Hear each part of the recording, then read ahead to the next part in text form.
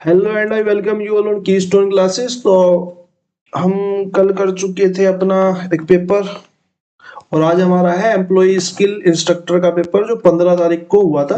15/2/2024। इस पेपर का लेवल भी काफी अच्छा है, तो हम इस पेपर को डिस्कस करेंगे। इसके लास्ट में एक दो क्वेश्चन जो डाउट वाले पिछली क्लास के हैं, जो नीचे कमेंट सेक्शन में मैसेज आया था, मैं उनको भी ले लूंगा। तो शुरू करते हैं पेपर क्वेश्चन नंबर 1 से। क्वेश्चन नंबर 1 हमारा फिर से पिछली क्लास में भी पहला क्वेश्चन जो था वो फ्रस्टम के ऊपर ही था और इस क्लास में भी पहला क्वेश्चन जो है वो फ्रस्टम के ऊपर ही है। पिछली क्लास में जो क्वेश्चन था वही फ्रस्टम था, ये भी फ्रस्टम का है। तो a hat is in the form of frustum. Frustum हमने पिछली क्लास में देख ही लिया था कैसा होता है। फ्रस्टम होता है हमारा अगर हम कोन के टॉप को काटते, कोन के टॉप को काटते। अब इसने बोला कि एक फ्रस्टम की शेप का हैट है, यानी कि ये हैट है जैसे बच्चों के हैट आते हैं ना जन्मदिन के, बस उनके ऊपर का कोना ऊपर ऊपर उसमें नोक की जगह यहाँ पे फ्लैट सरफेस हो। ठीक है, पहले आते थे क्लाउन वगैरह के कैप जो आते हैं। With radius of top and bottom is 4 centimetre and 9 centimetre, यानी कि टॉप की जो रेडियस है वो 4 है और बॉटम की जो है वो 9 है। जैसे जैसे बोलता जा रहा है मैं लिख लेता हूँ। तिर्यक ऊंचाई उसकी 21 है, यानी कि स्लांट हाइट जो है वो 21 है। Find the area of cloth in centimetre square need to make the hat. अब हैट बनाने के लिए हमें जो एरिया चाहिए होगा वो एक तो हमें चाहिए होगा CS से कर्व सरफेस एरिया, यानी कि चारों तरफ जितना कपड़ा लगेगा।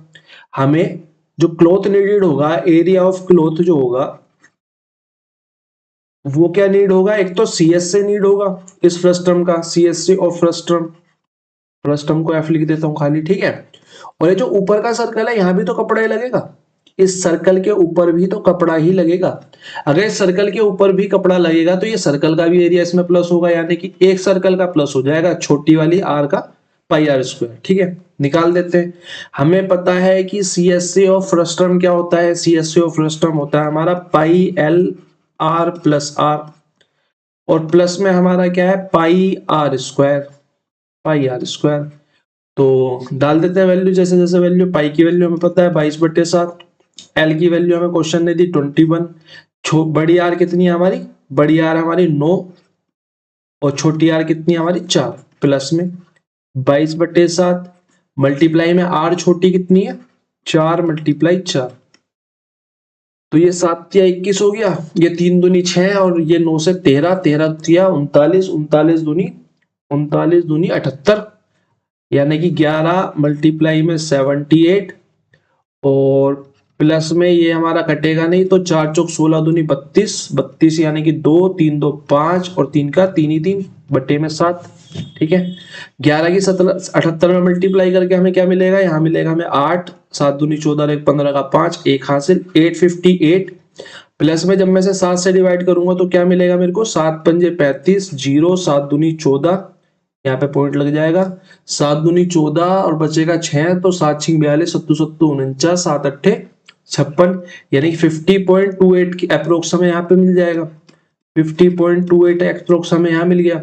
तो हम इन दोनों को जोड़ देंगे तो एरिया ऑफ क्लॉथ हमारा कितना आ जाएगा, एरिया ऑफ क्लॉथ आ जाएगा हमारा 908.3, हमारा यहाँ पे राइट आंसर हो जाएगा। इस 28 को हम 3 कंसीडर कर लेंगे, जिससे कि ऑप्शन नंबर 1 हमारा यहाँ पे राइट आंसर हो जाएगा। ठीक है, आई होप आप लोगों को समझ में आ गया होगा, कल जितना डिफिकल्ट नहीं लगा होगा, क्योंकि हमने फ्रस्टम का क्वेश्चन पहली बार करा था तो मुझे वो एक्सप्लेन करना पड़ गया था। ठीक है, क्वेश्चन नंबर 2 की तरफ चलते हैं। क्वेश्चन नंबर 2 है हमारा, एक छात्र ने पुनः मूल्यांकन के लिए अपना पेपर भेजा।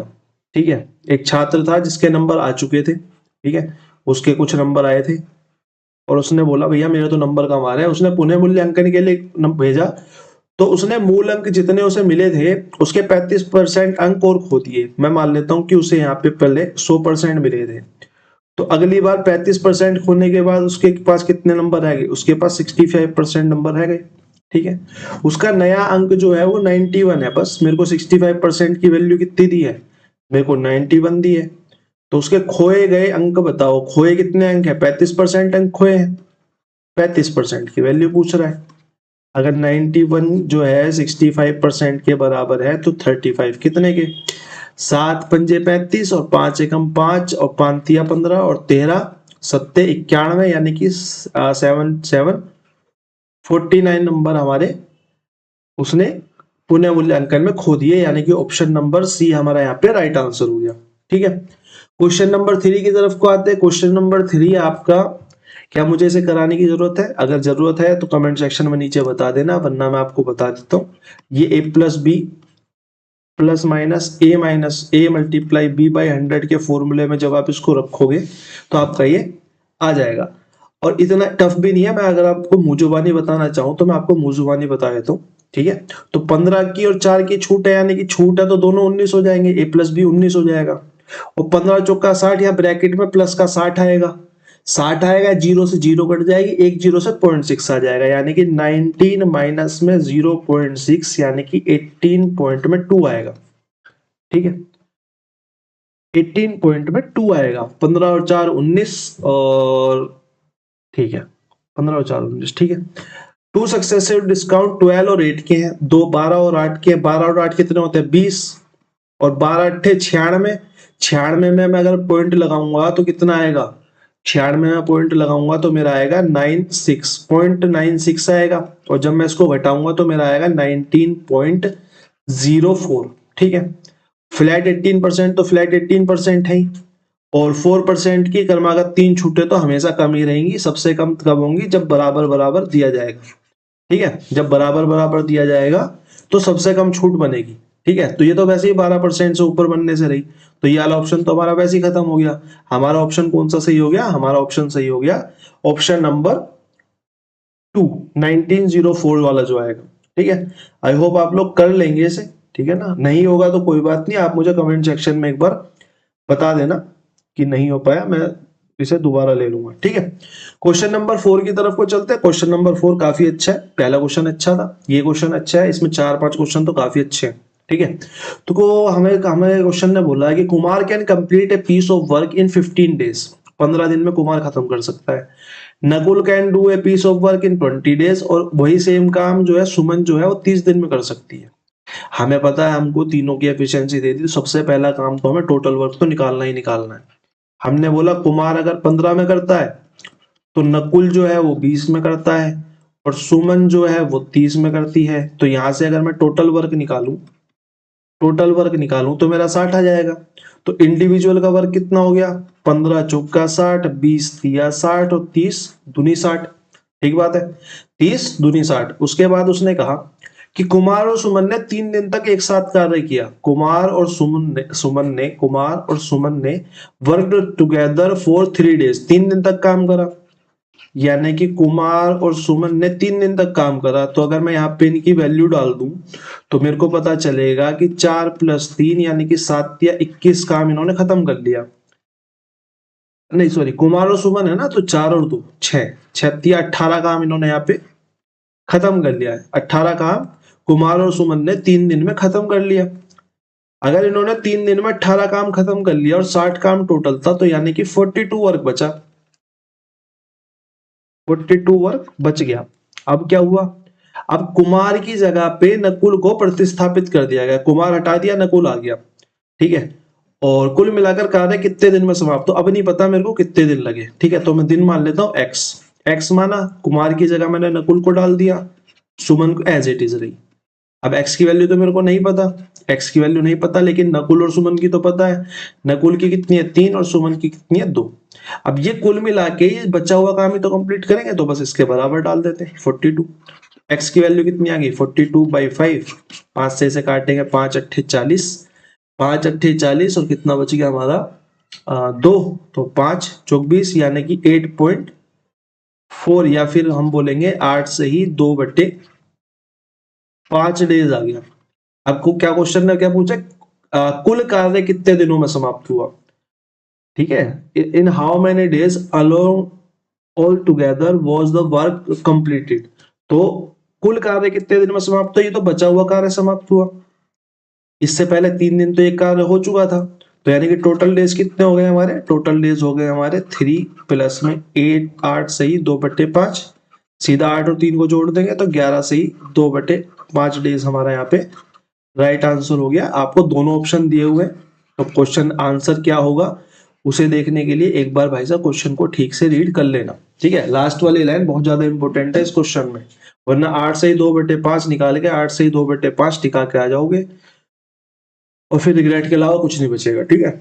सीधा 1.25 माइनस होगा। क्वेश्चन नंबर 5 की तरफ को चलते हैं। क्वेश्चन नंबर 5 बड़ा सिंपल सा क्वेश्चन दिख रहा है, लेकिन सिंपल नहीं है क्योंकि ये सीआई की इंस्टॉलमेंट का क्वेश्चन है। सीआई की इंस्टॉलमेंट का क्वेश्चन है। अब सीआई की इंस्टॉलमेंट क्या होती है, उसके लिए तो आपको क्लास करनी पड़ेगी किसी की, क्योंकि मैं तो पढ़ाता नहीं यूट्यूब पे फुल। तो सीआई की इंस्टॉलमेंट का ये सवाल है, तो 16 से ही 2/3 प्रति वर्ष की दर से 3 वर्ष में दे इतने रुपए हैं। अगर वार्षिक भुगतान करना चाहता है तो वार्षिक भुगतान की राशि कितनी होगी, ये पूछा इसने। व्हाट एनुअल पेमेंट, कितनी एनुअल पेमेंट हो जिससे कि इतने रुपए का डेट 3 साल में बराबर में पेमेंट। एनुअल पेमेंट का मतलब यही है कि बराबर हिस्सों में बांटा जा रहा है, ठीक है। तो इस क्वेश्चन को हम डील कैसे करते हैं, जब सीआई की इंस्टॉलमेंट आएगी तो आपको उसे डील कैसे करना है, ठीक है। अब ये वाला वर्ड पकड़ लेना, अगर आप बिल्कुल बिगिनर हो तो एनुअल पेमेंट की बात करें, प्रति वर्ष 3 वर्षों में दे की बात करें हिंदी में, तो आप इन वर्ड्स को पकड़ के इसको मान सकते हैं कि ये सीआई की इंस्टॉलमेंट है, ठीक है। इसको हम निकालेंगे कैसे, इसको हम निकालेंगे परसेंटेज के थ्रू। जैसे कि हमको बोला है कि 16 से ही 2/3% है, तो मैं इसको ही बोल सकता हूं कि ये 50/3% है। और 50/3% का मतलब है कि ये 1/6 है, क्योंकि ऋण मिल रहा है तो 6 की राशि 7 हो जाएगी। अब 7 हो जाएगी तो मैं ये कह सकता हूं कि ये जो 6 है मेरा प्रिंसिपल है, तो 7 है जो मेरा अमाउंट है, और 1 जो है वो मेरा क्या है, वो मेरा इंटरेस्ट है। आई इसे नोट कर देता हूं, ठीक है। अब क्या हुआ, 3 वर्षों में देनी है, ठीक है। 3 वर्षों में देनी है तो हम 3 वर्षों के लिए क्या करेंगे, मैं बोलूंगा कि 6 की जो पेमेंट है पहले वर्ष वो 7 हो जाएगी। ये तो फर्स्ट ईयर में हो गई, फर्स्ट ईयर में हो गई। सेकेंड ईयर में क्या होगा भाई, 6 का 2 साल हो गए तो 6 छो 6 छिंग 36 की पेमेंट जो है वो 749 हो जाएगी, यानी कि 6 का स्क्वायर हो जाएगा, 7 का स्क्वायर हो जाएगा। इसी तरीके से थर्ड ईयर में क्या होगा, 6 छिंग 36 छिक्का 216 हो जाएगी, और 749 सत्ते 243 हो जाएगी, ठीक है। पहले साल जो राशि है वो 6 की 7 हो जाती है, दूसरे साल जो राशि है वो 36 की 49 हो जाती है, और तीसरे साल जो राशि है वो 216 की 243 हो जाती है। लेकिन ये तो एनुअल पेमेंट की बात कर रहा है, एनुअल पेमेंट की बात कर रहा है, यानी कि राशि तो हर बार बराबर जाएगी। अगर राशि हर बार बराबर जाएगी तो हर बार 243 जानी चाहिए। हर बार 243 जानी चाहिए तो मैं यहाँ पे 7 की मल्टीप्लाई कर देता हूँ। तो मैं यहाँ पे एक अलग पेन लेके मैं इसमें यहाँ पे 7 की मल्टीप्लाई कर देता हूँ, ठीक है, जिससे कि 243 बन जाए। इसे भी 243 बनाना है तो यहाँ पे मैं 49 की मल्टीप्लाई कर देता हूँ, ठीक है, 49 की मल्टीप्लाई कर देता हूँ। अगर मैं यहाँ पे 49 की मल्टीप्लाई कर रहा हूँ और ये रेशियो में है तो यहाँ भी 49 की मल्टीप्लाई होगी। यहाँ मैंने 7 की मल्टीप्लाई करी तो यहाँ भी 7 की मल्टीप्लाई होगी। तो हमने क्या करा, हमने राशि को तीसरे साल की राशि के बराबर बना दिया, ठीक है। एनुअल पेमेंट को, क्योंकि हमारे हर साल बराबर बराबर जानी है, लास्ट वाली के बराबर बाकी तीनों को बना लिया। तो हमें क्या मिला, हमें यहां से क्या मिला, अब अगर हम 49 की 6 में मल्टीप्लाई करेंगे तो हमें क्या मिलेगा, 49 की 6 में मल्टीप्लाई करेंगे तो हमें मिलेगा 294, ठीक है, 294। और ये तो हमारा 243 हो ही जाएगा। और 36 की जब हम 7 में मल्टीप्लाई करेंगे तो हमें मिलेगा 252, और एनुअल पेमेंट तो वही 243 की ही जानी है। और थर्ड ईयर में जो हमारा 216 है वो हो जाएगा हमारा ब्याज लग के 243, यानी कि अगर मैं 243 की बात करूं तो ये तो इंस्टॉलमेंट है। अब आप लोग बोलेंगे क्वेश्चन को ना खामखा खींच रहा है, लेकिन मैं आपको समझा रहा हूं कि ये पैटर्न होता क्या है। मैं तो करा तो एक लाइन में भी दूंगा खत्म, मैं तो सीधा ये लिख देता, मैं तो सीधा ये लिख देता, लेकिन उसका कोई फायदा नहीं है ना। अगर कोई समझने बैठा है उसको समझ में भी ना आए तो फायदा क्या, ठीक है। एग्जाम नहीं दे रहे हम लोग, अगर हम एग्जाम दे रहे होते तो ये 20 क्वेश्चन मैं भी 17-18 मिनट में कंप्लीट कर रहा होता। लेकिन अगर मैं उसी स्पीड से पढ़ाऊंगा तो पहली बात तो मैं पढ़ा ही नहीं पाऊंगा, 25-30 मिनट तो मेरे को फिर भी चाहिए, और फिर 25-30 मिनट लेके अगर मैं कराता हूं तो मैं नहीं मानता कि किसी को समझ में आने वाला है। बिगिनर को नहीं आएगा, थोड़े से मॉडरेट से नीचे लेवल वाले बंदे को भी नहीं समझ में आएगा, मॉडरेट से ऊपर वाले को ही समझ में आएगा, तो उसका मेरे को कोई मतलब लगता नहीं है। तो मैं आपको सारी चीजें इसलिए बताता चलता हूँ। अगर मैं इन तीनों को जोड़ दूं तो 6 4 10 2 12 का 2 1 हासिल, 9 10 15 और 1 16 का 6 1 हासिल, 6 और 1 7 762। अब ये 762 क्या आएगा हमारा, ये 762 आएगा प्रिंसिपल, ये हमारा प्रिंसिपल होगा। और जब हम इसको जोड़ देंगे 3 तिया 9 4 तिया 12 2 तिया 6 और 1 7, ये हमारा अमाउंट आएगा। ये हमारा, सॉरी नहीं, ये 243 नहीं आएगा, 343 आएगा। मैं भी तो बोलूं कम कैसे आ रहा है, ये 343 है, ठीक है, ये 343 343 है, तो ये आएगा 1029, ठीक है। ये हमारा क्या आएगा, ये हमारा आएगा, ये प्रिंसिपल हो गया, ये इंडिविजुअल इंस्टॉलमेंट्स हो गई 343 की, और ये हमारा आ गया पूरा अमाउंट जो 3 साल के बाद हमने दिया, ये अमाउंट आ गया, ठीक है। क्वेश्चन ने हमसे क्या पूछा, क्वेश्चन हमसे कुछ पूछा भी है, क्या पूछा है क्वेश्चन देख लेते हैं, ठीक है। इसकी आपको प्रैक्टिस करनी पड़ेगी, बहुत प्रैक्टिस के बाद ये चीज बनेगी आपसे। एक लाइन का क्वेश्चन है लेकिन बहुत डीप क्वेश्चन है।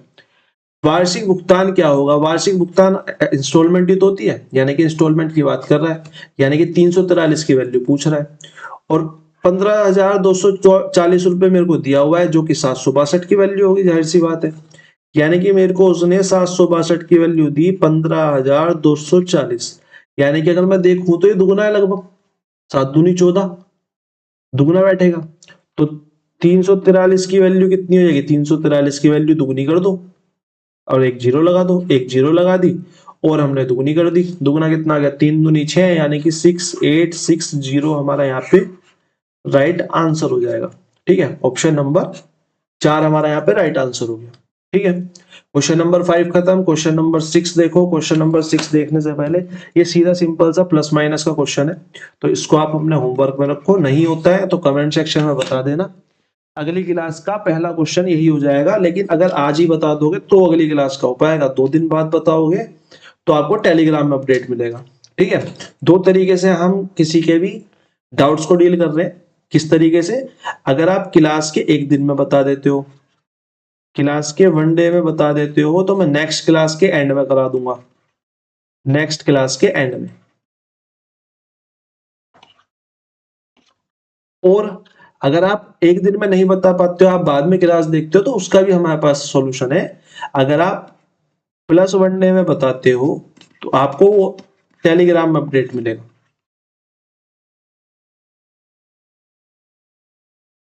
जैसे आप बताओगे उसके 24 घंटे के अंदर, 12 घंटे के अंदर, जब भी मुझे टाइम मिलेगा मैं निकाल के उसे टेलीग्राम में अपडेट कर दूंगा। जैसे पिछली वाली क्लास में 7वें नंबर का क्वेश्चन था, उसको एक बच्चे ने कहा था, तो हम उसे लास्ट में डील कर लेंगे, ठीक है। क्वेश्चन नंबर 7 की तरफ को चलते हैं।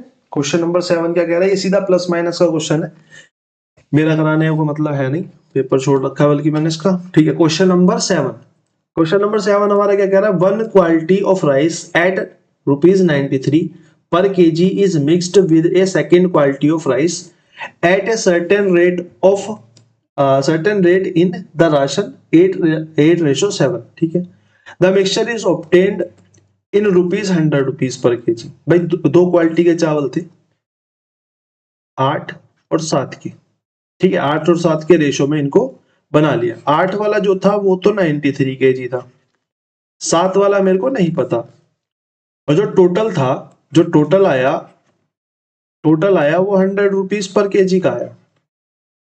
भाई मैं बोलूं अगर ये 8 ही किलो है और ये 7 ही किलो है तो टोटल 15 किलो हो गया। 15 किलो अगर ₹100 पर kg का है, यानी कि ₹1500 का चावल है मेरे पास। ₹1500 का चावल है, लेकिन यहां से तो मेरे को दिख रहा है कि 8 या 24 का 4, 2 हासिल और 9 72 और 2 74, 744 का तो ये चावल है। तो अगर मैं बोलूं 744 का ये चावल है, तो 744 प्लस में 7x की वैल्यू ही 1500 के बराबर होगी। तो 7x की वैल्यू कितनी हो जाएगी, 1500 माइनस में 744 कितना हो गया, ये हमारा आ गया 7 और 3 10, तो 256 और 500 502 700 756। तो 7 की वैल्यू, x की वैल्यू कितनी आ गई, 56/7, 7 एकम 7 और 7 अटे 56, 160 रुपए पर केजी हमारी यहाँ पे वैल्यू आ गई। ठीक है, और इसको अगर मैं एग्जाम अप्रोच की बात करूं, अगर मैं अप्रोच करता तो एग्जाम में कैसे अप्रोच करता तो उसे एक बार देख लेते। मेरे को पता चला कि 8:7 का रेशो है। मैंने बोला 15 केजी में से टोटल मान लेता हूँ। ठीक है, 15 केजी में टोटल मान लेता हूँ। ये वाला जो है वो 93 है, और ये जो 15 केजी आएगा ये 100 रुपए पर केजी का होगा। मैंने देखा यहाँ पे जो है कितने का अंतर है, यहाँ पे 7 रुपए का अंतर आया। 7 रुपए का अंतर आया, कितने पे आया? 15 पे आया। 15 पे आया, क्यों आया? क्योंकि ये 7 जो केजी हमने चावल माना है, इसका रेट हमें नहीं पता। इसका रेट हमें नहीं पता तो मैं 7 से डिवाइड कर देता हूं, यानी कि इसका जो रेट है वो 93 से 15 ज्यादा होगा। 93 से 15 ज्यादा होगा, यानी कि 93 प्लस 15 बराबर में 108, यानी कि मैंने यहाँ पे जो एवरेज है, एवरेज 93 मान लिया। ठीक है, इस क्वेश्चन को एग्जाम में ऐसे भी डील करा जा सकता है, लेकिन अगर आपकी प्रैक्टिस बहुत अच्छी है तो। इसलिए मैं इन तरीकों को प्रिफर नहीं कर रहा हूं। आते मेरे को ये भी है, करा मैं इनको भी सकता हूं, लेकिन मैं प्रिफर इसलिए नहीं कर रहा हूं क्योंकि मैक्सिमम यहाँ पे टीजीटी पीजीटी के बच्चे हैं, एसएससी सीजीएल वाले ज्यादातर नहीं है, क्योंकि डीएसएसबी में पीजीटी टीजीटी का बहुत बच्चा पढ़ता है, वही क्लासे देखता है भाई। मैथ की क्लास यूट्यूब पे वही देख रहा है और कोई नहीं देख रहा। वो कोई अगर एलडीसी वगैरह का है, कोई सीजीएल वगैरह की तैयारी कर रहा है तो वो क्लास नहीं देख रहा। उनके कॉन्सेप्ट ही स्ट्रॉन्ग है, जिनके स्ट्रॉन्ग नहीं है उनके सामने मैं हुआ क्रिएट कर दूं ना बना के, उसका कोई फायदा है नहीं। तो 8वीं क्लास 8वें नंबर क्वेश्चन पे चलते हैं। गौतम ईयरफोन की जोड़ी 4% लाभ पर बेचता है, यदि वह इसे 444 रुपए कम में बेचता, कट गया, 444 रुपए कम में बेचता तो क्या होता? 444 रुपए कम में बेचता तो उसे 2% की हानि होती। 2% की हानि होती। मैंने बोला भाई सीपी तो 100% ही होता, 4% लाभ पे बेचता, 4% लाभ पे बेचता यानी कि 104 का बेच देता। 2% हानि पे बेचता यानी कि 98% का बेच देता। यहाँ पे -2% हो रहा था, यहाँ पे -4% हो रहा था। उसने बोला जब लाभ पे बेच रहा था उससे अगर 444 रुपए कम में बेचे तो उसे 2% की हानि होती, यानी कि 98 हो जाता। यानी कि अगर मैं बात करूं तो यहां से यहां तक पहुंचने में मेरे को 444 रुपए की हानि हो गई। मुझे दिखाई दिया कि यहाँ पे जो है 6 की हानि होती, भाई 6% की हानि होती, यानी कि 6 की वैल्यू कितनी हो गई? 444 हो गई। 6 की वैल्यू अगर 444 हो गई तो क्वेश्चन ने मेरे से सीपी नहीं पूछा है, ध्यान रखना। क्वेश्चन ने मेरे से सीपी नहीं पूछा है तो हम 100 की गुणा नहीं करेंगे, हम 104 निकालेंगे। हम 104% निकाल देते हैं। 444 की वैल्यू 6 तो 104 की कितनी? 2 से काट लेते हैं। 2 पंजे 10, 2 दूनी 4, 2 तिया 6, 3 से कट जाएगा, 3 से ये कट जाएगा, 3 एकम 3, एक बच गया, 3 चौक 12, 3 7 21, 3 अट्ठे 24, यानी कि 148 मल्टीप्लाई बाई 52 हमारा यहाँ पे आंसर आ जाएगा। अब आंसर आ जाएगा ऐसे मेरा क्या मतलब है, जब मैं इकाई का अंक देख रहा हूं तो मेरे को सिर्फ 6 जो है वो सिर्फ एक ही इकाई के अंक में दिखाई दे रहा है। ठीक है, तो बाकी तीनों ऑप्शन हट जाएंगे। हमारा राइट आंसर कौन सा हो जाएगा? Option number 3। ठीक है, क्वेश्चन नंबर 8 के बाद हम चलते हैं क्वेश्चन नंबर 9 पे। सिंपल सा क्वेश्चन है, क्वेश्चन नंबर 9 भी आपके होमवर्क में रखो, अपने आप डील करिए, नहीं होता है तो कमेंट सेक्शन में बता दीजिए। क्वेश्चन नंबर 10 की तरफ को चलते हैं। क्वेश्चन नंबर 10 अच्छा क्वेश्चन है, बहुत पुराना क्वेश्चन है, कोई नया क्वेश्चन तो है नहीं। ठीक है, The cost of marble stone varies directly as the square of its weight, यानी कि कोस्ट जो है मार्बल की वो कैसे वेरी करती है? डायरेक्टली वेरी करती है, किससे? स्क्वायर ऑफ द वेट के। ठीक है, अब उसने बोला था marble broke into 3 pieces with weight of 3, 4 and 5। Marble जो है वो 3 पीस में टूट गया, 3, 4 और 5 के वेट में, यानी कि उसका कहीं ना कहीं टोटल वेट जो है 3 + 4 + 5 रहा होगा, यानी कि 5 4 और 3 12 रहा होगा। अगर प्राइस जो है वो डायरेक्टली वेरी कर रहा है किससे? प्राइस जो है, कॉस्ट जो है वो डायरेक्टली वेरी कर रही है स्क्वायर ऑफ वेट से। तो अगर मैं प्राइस की बात करूं तो ये 12 का स्क्वायर हो जाएगा, यानी कि 144 हो जाएगा। और अगर मैं यहां से प्राइस की बात करूं, ये तो हमारा वेट हो गया, और डायरेक्टली वेरी कर रहा है प्राइस जो है स्क्वायर से, यानी कि 3 तिया 9, 4 चौक 16 और 55 25 हो गया। अब क्वेश्चन में आगे बोला when the piece were sold the seller got ₹141,000 less, 1,41,000 रुपयों से कम मिले। भाई हमारे हिसाब से तो इसे 9, 16, 25 यानी कि टोटल अगर मिला के मैं देखूं तो ये हो गया 50 मिले, लेकिन एक्चुअल में उसे 144 मिलने चाहिए थे। भाई प्राइस तो एक्चुअल का तो यही तो होता, लेकिन टूटने के कारण उसे 50 मिले, टूटने के कारण 50 मिले, एक्चुअल में 144 मिलने चाहिए थे, यानी कि उसे 94 की कमी हुई। 94 की जो कमी हुई उसी को उसने प्राइस में बोल दिया कि 1,41,000 है। पूरे संगमरमर की वास्तविक कीमत बताओ, 144 की वैल्यू पूछ रहा है हमसे। वास्तविक कीमत तो यही वाली है, एक्चुअल वैल्यू तो यही वाली है, ठीक है। इसे मैं एक्चुअल वेट बोल देता हूं, इसे मैं एक्चुअल प्राइस बोल देता हूं, ठीक है। तो 144 की वैल्यू निकाल देते हैं, 141,123 अपॉन में 94 मल्टीप्लाई में 144, किससे कटेगा? 2 से काट लेते हैं, 2 से काटते हैं तो 2 चौक 8 और 2 सत्ते 14 और 2 सत्ते 14 और 2 दूनी 4, 47 से अगर मैं इसे काटूंगा तो 3 पे जाएगा, यानी कि 3,000 आ जाएगा। और 72 इंटू 7 या 21, यानी कि हमारा आंसर कितना आ जाएगा? आंसर को मैं इधर लिख देता हूँ, आंसर कितना आ जाएगा? 2,16,000 रुपए हमारा यहाँ पे राइट आंसर आ जाएगा, ठीक है। अब आपसे चाहे यहाँ पे इसने ओरिजिनल पूछ लिया है, चाहे घटा हुआ देके ओरिजिनल पूछ लिया है, चाहे घटा हुआ मूल्य पूछ लेता तो यहाँ पे हम 50 की वैल्यू बताए थे। पहले टुकड़े का वेट वो पूछ लेता कितना प्राइस होगा तो बटे में 94 हो जाता, मल्टीप्लाई में 9 हो जाता। तो यहाँ पे आप सब चीजें यहाँ से निकाल सकते हो, ठीक है।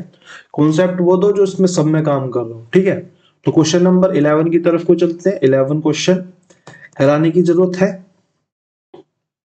पता नहीं बहुत से लोग कराते हैं इन क्वेश्चनों को भी, चलो करा लेते हैं, ठीक है। यहाँ पे हमें कुछ नहीं करना, हमें दिख रहा है अंडर रूट है, अंडर रूट पे यहाँ पे कुछ नहीं लिखा तो हम मान के चलेंगे कि यहाँ पे 2 है, यानी कि प्रत्येक 2 जोड़े में से एक बाहर आएगा, ठीक है। जैसे कि हम 4 पे अंडर रूट चढ़ाते हैं तो वहां पे क्या होता है, हमारा अंडर रूट के अंदर 2 मल्टीप्लाई 2 के जोड़े में से एक निकल जाता है, तो ये हमारा आंसर हो जाता है। इसी तरीके से अगर मैं यहाँ पे देखूं तो अंडर रूट के बाहर कुछ नहीं लिखा तो यहाँ पे 2 लिखा है, यानी कि प्रत्येक 2 में से एक बाहर आएगा। अब यहाँ पे पॉइंट बहुत सारे हैं तो हमें सिर्फ पॉइंट गिनने हैं। पॉइंट के बाद 1 2 3 अंक यहाँ पे, 1 2 3 अंक यहाँ पे यानी कि 6, 1 2 3 अंक यहाँ पे यानी कि 9, यानी कि ऊपर वाले में मेरे को 9 अंक मिले, नीचे वाले में भी ऐसे गिन के वहां लिख लो। पॉइंट के बाद 4 अंक, 4 8 और एक 9, यानी कि ऊपर नीचे जो पॉइंट के बाद अंक है वो सेम है, यानी कि 1 है, यानी कि सब पॉइंट आपस में कैंसिल होने वाले हैं और कुछ नहीं होने वाला है इनका, ठीक है। तो यहाँ से काटना स्टार्ट करते हैं, पॉइंटों को इग्नोर कर दो। 81 एकम 81 और 81 निम्मा 729, ठीक है। 9 की क्यूब भी होता है। 9 से अब मैं किसको काट सकता हूं? अब मेरे को 9 से कोई कटता हुआ दिख रहा है? 9 तिया 27 और 9 छिक 54, 9 तिया 27 और 9 छिक 54। क्या मेरे को 36 से को कटता दिख रहा है? या फिर मैं 36 की जगह 4 से काट लू? 4 से तो कटता दिख रहा है, तो 4 निम 36, 4 चौक 16, 4 चौक 16, 4 एकम 4, ठीक है। क्या मेरे को 441 9 से कटता दिख रहा है? दिख तो रहा है मेरे को। 9 चौक 36, 9 पंजे 45, यानी कि 9 चौक 36 और 9 ने 81, ठीक है। 49 मिल गया। क्या 49 से कुछ और कटता दिख रहा है? 49 से मेरे को ये भी कटता दिख रहा है, 49 से मेरे को ये कटता दिख रहा है। ये कितने पे कट जाएगा? कटेगा, लेट मी सी, 7 से काट लेते ना। 7 चौक 28, 7 पंजे 35, 5 बच गया। 7 पंजे 35, 7 6 42, 7 7 49, 7 अट्ठे 56, कितना बच गया? 3 बच गया। नहीं कटेगा, नहीं कटेगा, नहीं कटेगा, नहीं कटेगा। 7 से नहीं कट रहा है, ठीक है, 7 से कुछ नहीं कट रहा है। इसको 49 को ऐसा का ऐसे ही रहने दो। अब मेरे पास कौन सी संख्या बची? मेरे पास बची 4096 और 256 बची, ठीक है। तो इसको भी काटना पड़ेगा, इसको काटना पड़ेगा। तो मैं इसको किससे काट सकता हूं? ये मेरा 16 का स्क्वायर होता है, ये मेरा 16 का स्क्वायर होता है, 16 से ही काट देते हैं। 16 दूनी 32, कितना बच गया? 8, 16 पंजे 80, 16 छिक 96, फिर 16 से कट जाएगा, यहाँ पे 16 बच जाएगा, यानी कि मेरे को ऊपर क्या मिल गया? सब कुछ कट कटा के 16 बटे में 49 मिल गया। 16 बटे 49 आई, 4 का स्क्वायर ये 7 का स्क्वायर, तो हमारा आंसर कितना आ गया? 4/9। बस काटना ही है और कुछ नहीं करना है इसमें, ठीक है। क्वेश्चन का आंसर हो गया हमारा ऑप्शन नंबर 4 हो गया। क्वेश्चन नंबर 11 के बाद चलते हैं क्वेश्चन नंबर 12 पे। ये सेम टाइप का क्वेश्चन पिछले वाले उसमें भी था, ठीक है। और फर्स्ट टर्म वाला भी सेम था उसमें। तो ये क्वेश्चन भी था और वो क्वेश्चन भी था, तो इस क्वेश्चन को डील करते हैं। अब इसने बोला पिछले वाले में थोड़ा सा बड़ा हो रहा था, वो मैं कमेंट देख रहा था ना, तो वो कह रहे थे कि थोड़ा बड़ा हो गया क्वेश्चन। चलो कोई बात नहीं, छोटा कर देते हैं। 3 उम्मीदवारों के बीच में एक चुनाव हुआ, प्रत्येक को 45%, 31%, 24% वोट मिले।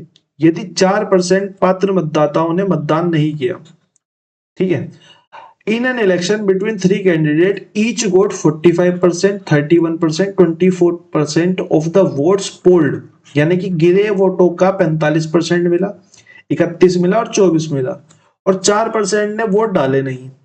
तो मैं एक्स मान लेता हूं, ठीक है, मैं अपनी तरफ से इसको मान लेता हूं कि 100x टोटल वोट थे।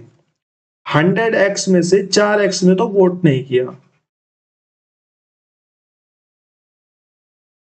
4x ने तो वोट ही नहीं किया, तो यानी कि 96x बच गया। अब 96x में से 45% पहले को मिले, यानी कि 96x का 45% पहले को मिल गया। और सेकंड को क्या मिला, सेकंड को 96x का 31% मिला, 96x का 31% मिला। और थर्ड को क्या मिला, थर्ड को 96x का 24% मिला, 24% मिला, ठीक है, 96x का 24% मिला।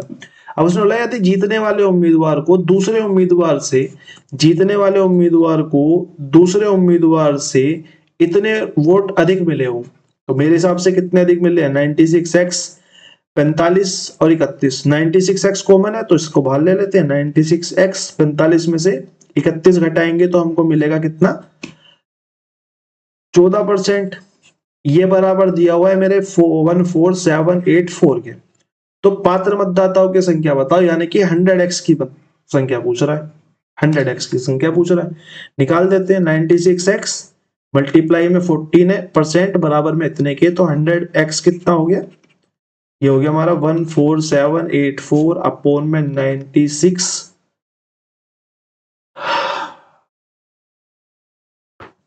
और मल्टीप्लाई में 14% हटाएंगे तो 100, और 100 ये वाला मल्टीप्लाई हो जाएगा, 100 ये मल्टीप्लाई हो गया। काट लेते हैं, 14 से काट लेते हैं, 14 एकम 14, 14 पंजे 70, कितना बच गया 8, 14 छिंग 84, और 96 एकम 96, 96 एकम 96, यानी कि 100x की कितनी वैल्यू हो गई, 11, 2 जीरो और 2 जीरो 11, यानी कि 1,10,000 हमारी यहाँ पे वैल्यू आ गई टोटल वोट्स की, 1,10,000, यानी कि ऑप्शन नंबर 4 हमारा यहाँ पे राइट आंसर हो गया। ठीक है, क्वेश्चन नंबर 13 की तरफ को चलते हैं। एक शंक्वाकार पात्र जिसकी आंतरिक त्रिज्या 15 सेंटीमीटर, ऊंचाई 48 सेंटीमीटर, शंक्वाकार पात्र बोला, पहले मैंने इसकी फिगर बना ली अपने दिमाग में, ठीक है, पेपर में तो मैं बना के दिखा रहा हूं। अपने दिमाग में एक फिगर बना ली कि शंक्वाकार पात्र ऐसा होता है, और पात्र है तो उल्टा होगा, ठीक है, पात्र है तो वो उल्टा होगा, शंकु ऐसा होता है, पात्र होगा ऐसा, तभी तो उसमें कोई तरल भरा जाएगा, ऐसे करके तो नहीं भरा जाने वाला, तो तरल तो ऐसा भरा जाएगा। ये हो गया शंक्वाकार पात्र। आंतरिक त्रिज्या 15 सेंटीमीटर है, यानी कि इसकी वैल्यू की बात कर दी 15 है, ऊंचाई 48 है, हाइट जो है वो 48 है, हाइट जो है वो 48 है। सामग्री को 12 सेंटीमीटर आंतरिक त्रिज्या वाले बेलनाकार बर्तन में खाली कर दिया गया। बेलनाकार बर्तन में खाली कर दिया गया, बेलन का उल्टा सीधे का कोई सीन नहीं है, बेलन तो ऐसे ही रहेगा। 12 सेंटीमीटर इसकी आंतरिक त्रिज्या है, यानी कि बेलन की ऊपर नीचे दोनों की त्रिज्या बराबर ही होती है, 12 सेंटीमीटर हो गई। बेलनाकार बर्तन में तरल की ऊंचाई बताओ, मेरे को बताओ, इससे पलट के इसमें कर दिया, यानी कि वॉल्यूम की बात कर रहा है, यानी कि वॉल्यूम ऑफ कोन जो है वो इक्वल होगा वॉल्यूम ऑफ, बेलन को कहते हैं सिलेंडर, यानी कि V cone is equal to V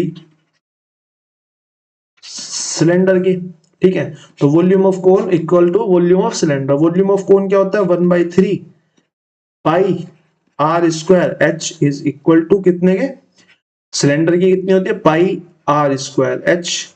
अब दोनों की आर अलग अलग है तो डाल देते हैं 1/3, अब पाई से तो पाई कैंसिल हो गया, यहीं से काट दो, तो 1/3 आर स्क्वायर कितनी हो गई, इसकी आर कितनी है मेरे पास, इसकी आर है मेरे पास 15, 15 मल्टीप्लाई 15, और हाइट कितनी है 48 is equal to r square h, r मेरे को पता है यहाँ पे 12 मल्टीप्लाई 12 मल्टीप्लाई एच, ठीक है, जो कट सकता है वो काट लेते हैं।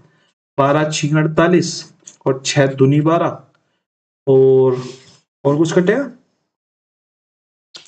और 3 पंजे 15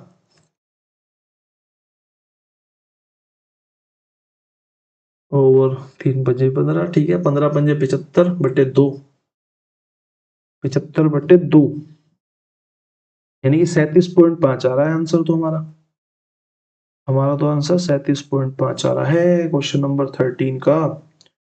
क्वेश्चन नंबर 13 नहीं, क्वेश्चन नंबर 13 का आंसर 37.5 आ रहा है। क्या चक्कर है, थोड़ा देख लेते हैं, एक बार दोबारा देख लेते हैं।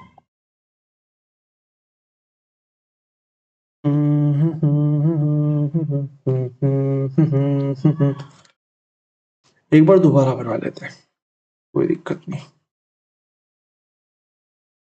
कुछ गड़बड़ तो नहीं करी खैर हमने, लेकिन एक बार दोबारा बना लेते हैं,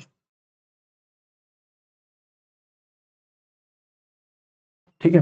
तो volume of cone is equal to volume of आपका सिलेंडर हो जाएगा। तो वॉल्यूम ऑफ कोन क्या होता है, 1/3 पाई, आर स्क्वायर की जगह हम आर डाल देते हैं तो 15 सेंटीमीटर, आर स्क्वायर यानी कि 15 मल्टीप्लाई 15 और ऊंचाई कितनी होगी 48 इज इक्वल टू, सिलेंडर है, सिलेंडर का क्या होता है हमारा वॉल्यूम पाई आर स्क्वायर यानी कि कितना हो गया हमारा 12 मल्टीप्लाई 12 और मल्टीप्लाई हाइट मेरे को पता करनी है, ठीक है। तो 3 एकम 3, 3 6 18, तो 4 तिया 12 और 4 तिया 12, 3 3 3 पंजे 15 और 3 पंजे 15 और पाई से हो गया, पाई खत्म, आ गया हमारा 25। हाइट बराबर में 25 सेंटीमीटर, ठीक है, हाइट बराबर में 25 सेंटीमीटर, यानी कि ऑप्शन नंबर डी हमारा यहाँ पे राइट आंसर हो गया, ठीक है। अगले क्वेश्चन की तरफ को चलते हैं। क्वेश्चन नंबर 14, ये भी एक अच्छा क्वेश्चन है, ठीक है, जनरली देखने को नहीं मिलता है तो इंपोर्टेंट में डाल दो कि एक धनराशि प्रति वर्ष चक्रवृद्धि ब्याज पर 3 वर्ष बाद इतनी हो जाती है और 6 वर्ष बाद इतनी हो जाती है। 3 वर्ष बाद कितनी हो रही, इतनी, 6 वर्ष बाद कितनी हो रही, इतनी। तो योग ज्ञात कीजिए, योग ज्ञात कीजिए, फाइंड द सम, योग नहीं सम नहीं है, ये प्रिंसिपल, प्रिंसिपल या मूल ज्ञात कीजिए, मूलधन ज्ञात कीजिए, ठीक है, ये ट्रांसलेशन किया हुआ है। तो धनराशि जो है वो 3 वर्ष में कितनी हो रही है, 3 इयर्स में जो धनराशि है वो 6690 हो रही है, यानी कि अमाउंट है पूरा, ठीक है। और 6 ईयर में कितनी हो रही है, 6 ईयर में हो रही है हमारी 10035 हो रही है, यानी कि अमाउंट हो रहा है। अगर मैं दोनों अमाउंटों को ऊपर नीचे डालूं, या अगर मैं 6 ईयर के अमाउंट को 3 ईयर का अमाउंट नीचे डाल दूं, तो मेरे को पता चलेगा कि ये 3 ईयर बचा के देगा। अब 3 ईयर में कोई रेशो बचा के देगा, वो रेशो क्या होगा, वो रेशो क्या होगा, वो होगा हमारा अमाउंट और प्रिंसिपल का रेशो, ठीक है, अमाउंट और प्रिंसिपल का रेशो, जो वो 3 साल में हो जाएंगे, ठीक है, वो निकाल के देगा। जैसे कि अब मैं बताता हूं आपको कि अगर मैं 6 ईयर और 3 ईयर को बराबर ऊपर नीचे डालूंगा, रेशो बनाऊंगा इनका, तो मेरे को आएगा 10035, ठीक है। बुक्स में बहुत लंबा सॉल्यूशन देते हैं, कोई फायदा नहीं उसका, जितना मैं बता रहा हूँ सिर्फ उतना कर लो, ठीक है।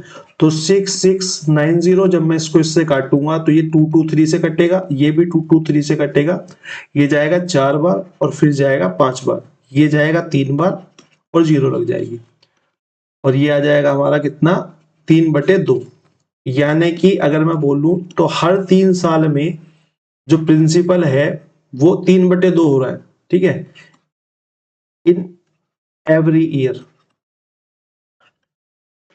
ठीक है, इन एवरी 3 इयर्स जो प्रिंसिपल और अमाउंट है वो इस रेशो में हो रहे हैं, ये प्रिंसिपल हो गया और ये अमाउंट हो गया, ठीक है। अब मेरे को पता चला कि 3 साल के बाद तो अमाउंट इतना था, मेरे से पूछा है कि मूलधन बताओ, तो मैंने बोला 3 ईयर के बाद जो अमाउंट है वो हमारा 6690 है, लेकिन हमारे हिसाब से तो अमाउंट 3 है, तो 3 की वैल्यू 6690 है, तो 2 की वैल्यू कितनी हो गई 6690 अपॉन में 3 मल्टीप्लाई में 2, 3 से काटेंगे 2 से मल्टीप्लाई करेंगे तो ये आएगा 4460, ठीक है, ये हमारा आंसर हो जाएगा, ठीक है।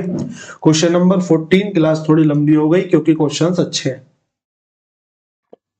क्वेश्चन नंबर 15 के पास चलते हैं। क्वेश्चन नंबर 15 हमारा बहुत ही गंदा क्वेश्चन, बहुत ही गंदा क्वेश्चन, कम से कम 20 मिनट खा गया है मेरा दिमाग खराब हो गया इस क्वेश्चन को करने में। इन्होंने मैं पढ़ता हूँ पहले क्वेश्चन को। Study the given pie chart and answer the question that follows. The pie chart shown result exam result of two sections in a class. What is the ratio of failure percentage between section A and section B? अब मेरे से percentage पूछी है failure की, तो मेरे को यहाँ पे दिख रहा है कि ये दोनों ही तो फेलियर है भाई। Failed in both exam, passed वाला नहीं आएगा, और फेल्ड इन वन एग्जाम, यानी कि दोनों की बात कर रहा है। यहाँ से भी इन दोनों की बात कर रहा है, तो मेरे को पता चला कि यहाँ से ये 48 बंदे जो हैं वो फेल हुए हैं। कम से कम एक में फेल थोड़ी ना बोला उसने, फेल का पूछा है बस। और यहाँ से हमारा 52 बंदे फेल हुए हैं। कितने में से? टोटल कितने? टोटल यहाँ भी निकालना पड़ेगा हमें। तो 48 प्लस में 64 हमारा आ गया। टोटल जो है वो 112 बंदों में से 48 बंदे फेल हो गए। 112 में से 48 बंदे फेल हो गए। ठीक बात है, कोई दिक्कत नहीं है। अगर मैं यहां देखूं तो 5 9 3 12, 5 और 2 7, और 5 और 5 10, 107 में से 52 बंदे फेल हो गए। 107 में से 52 बंदे। हमसे क्या पूछा है? दोनों के बीच विफलता का प्रतिशत बताओ, प्रतिशत का भी अनुपात बताओ। ठीक है, मैंने बोला कि भाई ये 48 फेल हुए हैं 112 में से, तो 100 से मल्टीप्लाई कर देता हूं। और ये 52 फेल हुए हैं 112 में से, 100 से मल्टीप्लाई कर देता हूं, बीच में अनुपात लग गया। अनुपात पूछा है हमसे उसका, हमने इसको इससे काटा, तो 112 नहीं 107, सॉरी ये 107, ठीक है, ये 107 है।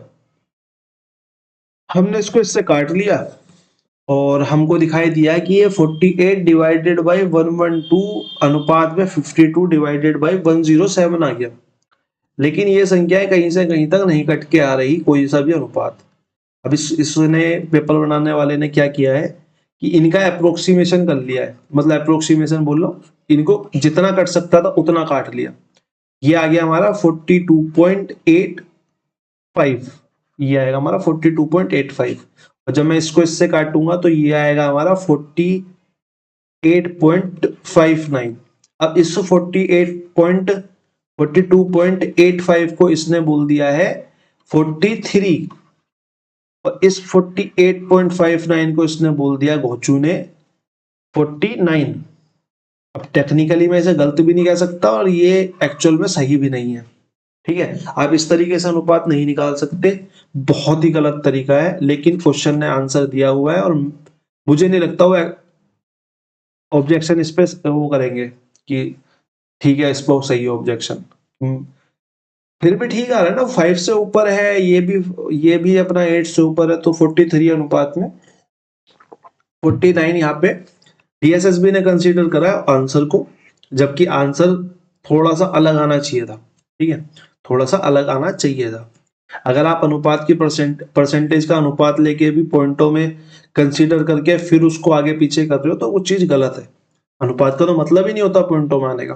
ठीक है, 15 के बाद चलते हैं हम 16 नंबर क्वेश्चन पे। एक ट्रेन ट्रक को विपरीत दिशा में 42 सेकंड में पार करती है।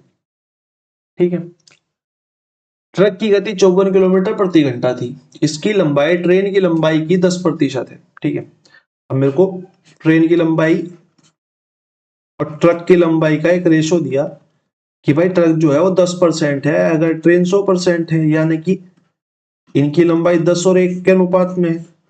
इसको मैं उठा के साइड में रख लेता हूं। अब उसने बोला कि ट्रक जो है विपरीत दिशा में, यानी कि ट्रक भी इधर को चल रहा है और ट्रेन भी इधर को चल रही है, यानी कि स्पीड प्लस हुई होगी। 42 सेकंड में पार कर जाती है, 42 सेकंड लेती है। 42 सेकंड तो ठीक है, लेकिन मेरे को कोई स्पीड तो चाहिए। ट्रक की गति 54 किलोमीटर प्रति घंटा है, इसकी लंबाई ट्रेन की लंबाई से की 10% है। ट्रेन की गति 18 मीटर प्रति सेकंड है, भाई 18 मीटर प्रति सेकंड है ट्रेन की। 42 सेकंड में दोनों एक दूसरे को पार कर रहे हैं। इसकी स्पीड 54 किलोमीटर प्रति घंटा है, तो मैं इसको भी मीटर प्रति सेकंड में चेंज कर लेता हूँ। 18 तिया 54 यानी कि 15 मीटर पर सेकंड, और ये 18 मीटर पर सेकंड, यानी कि इनकी स्पीड प्लस हो जाएगी क्योंकि एक दूसरे के तरफ चल रही है। तो 18 15 दूनी 30 यानी कि 33 मीटर पर सेकंड यहाँ पे इसका एक सेकंड में चली। तो 42 सेकंड में कितनी चलेंगी? 42 सेकंड में चलेंगी 42 मल्टीप्लाई में 33 यानी कि 4 तिया 12, 4 तिया 12 और 3 दूनी 6 यानी कि 126 मल्टीप्लाई में 11 यानी कि 683 1386 मीटर ये चलेंगी। डिस्टेंस जो ट्रेवल हुआ वो 1386 मीटर हुआ। अब डिस्टेंस क्या होगा? डिस्टेंस होगा हमारा ट्रेन की दूरी, ट्रेन जितनी लंबी है और ट्रक जितना लंबा है, यानी कि ये ट्रेन प्लस में ट्रक की लंबाई की बात कर रहा है। ये जो ट्रेन और ट्रक की लंबाई है 1386 मीटर है, ठीक है। अब 1386 मीटर है लेकिन हमारे हिसाब से तो 11 है, यानी कि 11 की वैल्यू कितनी हो गई? 11 की वैल्यू हमारी हो गई, एक सेकंड में पेन चेंज कर लूं, 11 की वैल्यू कितनी हो गई? 1386। तो उसके बाद उसने बोला है क्या, किसकी पूछी है? ट्रेन की लंबाई पूछी है। ट्रेन की लंबाई कितनी है? 10। तो 10 की वैल्यू कितनी हो गई? 1386 बट्टे में 11 मल्टीप्लाई में 10। 11 से जब मैं से काटूंगा तो ट्रेन कितने की आ जाएगी? 10 ही तो लगाना है। 11 एकम 11, कितना बच गया? 2, 11 दूनी 22 और 11 छिंग और 0 लग गई। ट्रेन कितनी आ गई? 1260 मीटर, यानी कि ऑप्शन नंबर 3 हमारा यहाँ पे राइट आंसर हो गया। ठीक है, क्वेश्चन नंबर 16 के बाद चलते हैं क्वेश्चन नंबर 17। ये भी अच्छा क्वेश्चन है, पहली नजर में तो ये भी नहीं होने वाला। एक बढ़ई के पास 20 फुट 16 फुट 32 फुट 28 फुट आकार के 4 लकड़ी के तख्ते हैं। उन्हें वह समान आकार में छोटे छोटे टुकड़ों में काटना चाहता है और एक के ऊपर एक ढेर लगाना चाहता है। यानी कि वो कह रहा है कि बड़ा तख्ता है, उसको समान आकार में काटा और एक के ऊपर एक ऐसे करके लगा दिया। यदि प्रत्येक तख्ते की चौड़ाई जो है वो 1 सेंटीमीटर है, यानी कि एक तख्ता जो है वो 1 सेंटीमीटर चौड़ा है, तो 2 कितने हो जाएंगे? 2 सेंटीमीटर। 3 कितने हो जाएंगे? 3 सेंटीमीटर। ऊपर की तरफ ही तो रखवाता जा रहा है। खड़ी टुकड़ों की न्यूनतम ऊंचाई बताओ। खड़े टुकड़ों की न्यूनतम ऊंचाई बता देंगे, 1 मिनट दो बस हमें, हम जरा पेन चेंज कर ले। ये क्वेश्चन भी अच्छा भाई। तो खड़े टुकड़ों की न्यूनतम ऊंचाई बताओ। मेरे को एक बात बताओ, अगर मैं इनको बराबर में काटना चाहता हूं तो यानी कि मैं 20 16 32 और 28 का एलसीएम ले लेता हूँ, सॉरी एचसीएफ ले लेता हूँ। तो एचसीएफ ही तो बराबर टुकड़ों में काटेगा। एचसीएफ ऑफ 20 16 32 और 28। अब मेरे को इनका एचसीएफ क्या दिख रहा है? मेरे को इनका एचसीएफ सिर्फ 4 दिख रहा है। 4 के अलावा तो इनका कोई एचसीएफ नहीं हो सकता। 4 के अलावा कोई नहीं हो सकता। अगर मैं 4-4 सेंटीमीटर के टुकड़े काटता हूँ, 4-4 फीट के टुकड़े काटता हूँ, तो 20 के कितने टुकड़े होंगे? 20 के 5 टुकड़े होंगे। 16 के कितने टुकड़े होंगे? 16 के 4 टुकड़े होंगे। 32 के कितने टुकड़े होंगे? 4-4 के हिसाब से 8 टुकड़े होंगे। और 28 के कितने होंगे? 4 सत्ते 28 टुकड़े होंगे। यानी कि टोटल कितने टुकड़े हो जाएंगे? 5 और 4 9, 5 और 4 9, 5 और 4 9, 9 और 8 17 और 7 24, 24 टुकड़े, 24 टुकड़े हो गए। और प्रत्येक की चौड़ाई 1 इंच है। 24 टुकड़ों में प्रत्येक की चौड़ाई 1 इंच है, यानी कि वो 24 इंच के हो गए। 24 इंच के यानी कि उनकी जो ऊंचाई है वो 24 इंच हो गई। भाई एक एक इंच का एक है ना, तो एक के ऊपर एक लगते चले जाएंगे तो ऊंचाई कितनी हो गई? 24 इंच हो गई। 24 इंच हो गई, 24 इंच, लेकिन इसमें तो फुट में दिया हुआ है। अब हमें पता है 1 फुट में कितने होते हैं? 1 feet is equal to 12 inch. तो 24 इंच कितने के हो गए? 24 इंच हो गए हमारे 2 फीट के बराबर। तो हमारा आंसर हो गया हमारा ऑप्शन नंबर 1। ठीक है, ऑप्शन नंबर 1 हमारे यहाँ पे राइट आंसर हो गया। आई होप आप लोगों को समझ में आ रहा होगा। पेपर अच्छा है, लेवल अच्छा है, इसलिए टाइम ज्यादा लगेगा, वो तो लगेगा ही, कुछ नहीं कर सकते उसमें। क्वेश्चन नंबर 18 पे आते हैं। बहुत शानदार question, one of the finest question. ठीक है, मैंने ग्रुप में भी नहीं डाला है चक्कर में भी तक, ये अब डालूंगा, पीपीटी का ही डालूंगा। ठीक है, one of the finest question जो अभी तक मेरे को रेशियो और प्रोपोर्शन का डीएसएसबी में देखने को मिला 2024 में, ठीक है। इससे पहले वो 2022 में कुछ बच्चे कमेंट सेक्शन में कह रहे थे ना, 2022 में वो था पोशाकों वाला क्वेश्चन, वो बहुत बेहतरीन क्वेश्चन था, और उसके बाद मेरे को ये बेहतरीन मिला है, ठीक है। चलो डील कर लेते हैं पहले से। A mixture of 160 gram contains milk powder and cocoa powder in ratio 5:3, ठीक है। 160 ग्राम के मिक्सचर में 5 और 3 के अनुपात में है, ठीक है भाई। 160 ग्राम है, चलो छोड़ दो 160 ग्राम को भी, अभी छोड़ दो, उसको भी बाद में पकड़ेंगे। मिश्रण का 20% निकाल दिया जाता है भाई। 160 ग्राम का मिक्सर था, 20% निकाल दिया यानी कि 80/100 हो गया, और मैं 2 जीरो से 2 जीरो काटूंगा तो 128 ग्राम हो गया। 8 6 48, 128 ग्राम बचा। अब 5 3 के अनुपात में है और 128 ग्राम है, यानी कि 8 की वैल्यू 128 है। तो यहां से मैं कह सकता हूं कि 1 की वैल्यू 8 एकम 8 और 8 6 48 16 होगी। अगर 1 की वैल्यू 16 होगी तो ये 5 कितना हो जाएगा, ये 80 ग्राम यहाँ पे। अब मैंने 160 पे क्यों नहीं तोड़ा, क्योंकि वहां से एक स्टेप बढ़ ही जाता और कुछ नहीं होता। 80 ग्राम ये हो गया, और 16 दूनी 32, 16 3 48 ग्राम ये हो गया, ठीक है। अब यहां तक हमने मिश्रण को निकाल दिया। मिश्रण को निकालने के बाद 20 ग्राम 20 ग्राम ऑफ कोको पाउडर उसमें मिला दिया जाता है। 20 ग्राम ऑफ कोको पाउडर उसमें मिला दिया गया, यानी कि यहाँ पे 20 ग्राम प्लस हो गया, यानी कि 8 4 12 सॉरी 80 ग्राम तो ये रहा ही रहा, लेकिन ये 68 ग्राम हो गया, ठीक है। अब उसमें मिला दिया। अब उसने कहा कि परिणामी मिश्रण में से फिर से 25% निकाल लिया, फिर से 25% निकाल लिया, तो मेरे को पता चला कि यहाँ पे जो परिणामी मिक्सचर है वो 8 और 6 14, 8 और 6 14 148 है। अगर इसका 25 ग्राम निकाल लिया यानी कि 1/4 निकाल लिया, यानी कि बचा कितना, 3/4 बचा। 3/4 बचा तो 4 दूनी 8, 4 तिया 12, 4 तिया 12 और 4 सत्ते 28, यानी कि 37 मल्टीप्लाई में 3/4 कितना आ गया, ये आ गया हमारा 7 21 का 1 2 हासिल, 3 तिया 9 और 2 11, 111 ग्राम आ गया। 111 ग्राम बचा, 111 ग्राम बचा। यहाँ पे तो भाई साहब 80 और ये है, तो मैं इसको रेशो में चेंज कर सकता हूँ। मैं इसको रेशो में चेंज कर लेता हूँ। मैंने इसको जैसे रेशो में चेंज करा तो मेरे को पता चला कि ये 20 रेशो में 4 एकम 4 और 4 सत्ते 28 आ गया, ठीक है। 20 और 17 आ गया। 20 और 17 की जो वैल्यू है टोटल की, ये आ गया हमारा 47 की ही वैल्यू 111 ग्राम है। तो 1 ग्राम, एक की वैल्यू कितनी हो गई, एक की वैल्यू हो गई 7 या 21, यानी कि 3 ग्राम।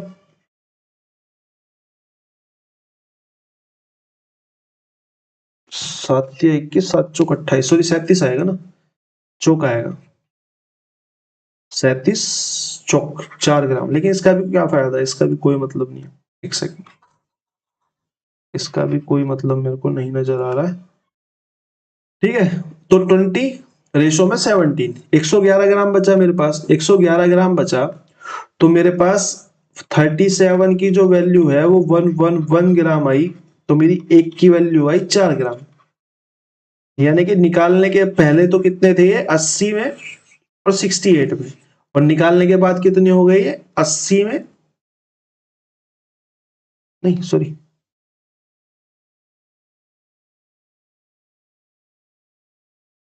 तिया आएगा, तिया तिया तिया 3 आएगा। तो ये 60 निकालने के बाद ये कितने हो गया 60। बहुत कंफ्यूजिंग क्वेश्चन है। निकालने के बाद ये कितना हो गया 60 ग्राम, ये रेशो है, ठीक है, वो ग्राम है 60 ग्राम, और ये वाला कितना हो गया 17 या 51 ग्राम। अब उसने बोला यदि अंतिम मिश्रण में कोको के दूध के पाउडर का अनुपात 4 और 3 है, कोको और पाउडर के दूध का अनुपात, अंतिम मिश्रण यहाँ पे आ गया हमारा 4 और 3 का आ गया। अंतिम मिश्रण में कोको के दूध पाउडर के साथ अनुपात, the ratio milk powder of cocoa in final mixture, यानी कि मिल्क इसमें कितना है 4 है और कोको कितना है 3 है, और क्या करा है कि x ग्राम जो मिल्क पाउडर है वो इसमें ऐड करा है, कुछ इसमें ऐड करा है, तो ये बाबूजी तो सेम ही रहेंगे ना 51। तो मैं निकाल लेता हूं ये कितने की वैल्यू है, ये 51 है, 51 है 51 है तो ये 17 दिया 51, यानी कि 17 की वैल्यू है, यानी कि 17 चौका 68। इसकी वैल्यू कितनी होनी चाहिए थी? 68 होनी चाहिए थी, लेकिन x मिलाने के बाद तो कितना मिलाया गया? यहाँ पे 8 ग्राम मिलाया गया। ठीक है ना, रेड कलर के उसमें लेके, पेन लेके, और बहुत ज्यादा फेयर रजिस्टर में लिख लेना इस क्वेश्चन को। कभी आता है तो ये एग्जाम में तो नहीं बनने वाला, ठीक है, एग्जाम के लिए ये क्वेश्चन नहीं है अगर आपने पहले इसकी 5-7 बार प्रैक्टिस नहीं करी है। ठीक है, जैसे ट्रू डिस्काउंट का क्वेश्चन है, फ्रस्ट्रम का क्वेश्चन है, वो भी इसके सामने बच्चे हो जाते हैं। ठीक है, ये एग्जाम क्वेश्चन नहीं है। अगर आप एग्जाम में करने जाओगे तो आप पूरा टाइम इसी में दे जाओगे। तो हमारा 8 ग्राम जो है वो राइट आंसर हो गया। यहाँ पे समझ में आ गया होगा मेरे हिसाब से कि 60 था और 51 था हमारे पास। यहाँ पे जो हमको मिला था वो 60 और 51 मिल गया था यहाँ से, और यहाँ से कुछ ये मिल्क जो है वो प्लस हुआ था।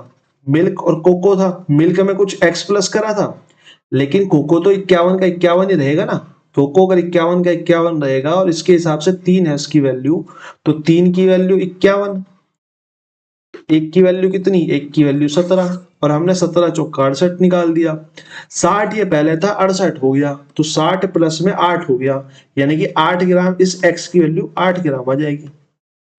ठीक है, आई होप आप लोगों को समझ में आ गया होगा। 18 नंबर क्वेश्चन काफी अच्छा, बहुत अच्छा क्वेश्चन। ठीक है, क्वेश्चन नंबर 19 की तरफ को चलते हैं। क्वेश्चन नंबर 19 हमारा क्या कह रहा है कि R% से 1,80,000 रुपए और 1,40,000 रुपए की दो राशियों पर 3 वर्षों का साधारण ब्याज का अंतर 9,600 रुपए है। अब हमने CI इतनी बार पढ़ लिया तो मैं इसको वन लाइनर में सोल्व कराने की बात करता है। हम वन लाइनर में सोल्व करने की कोशिश करते हैं। मेरे को पता चला कि जो अंतर है वो 9,600 रुपए है, साधारण ब्याज पर है, और रेट बराबर है, R% ही रेट है।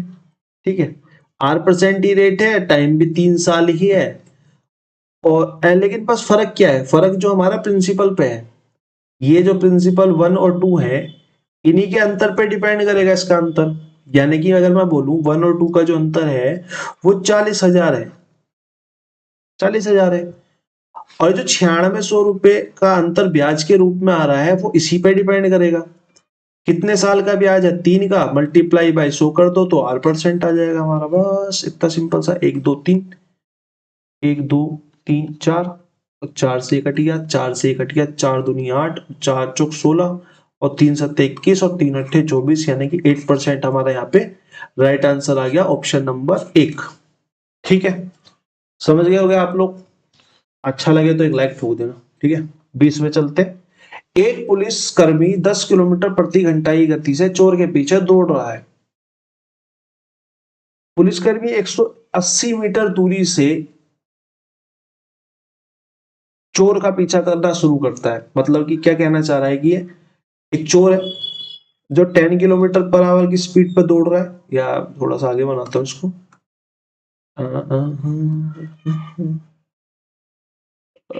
पेन हो गया, या एक चोर है जो 10 किलोमीटर पर आवर की स्पीड से दौड़ रहा है।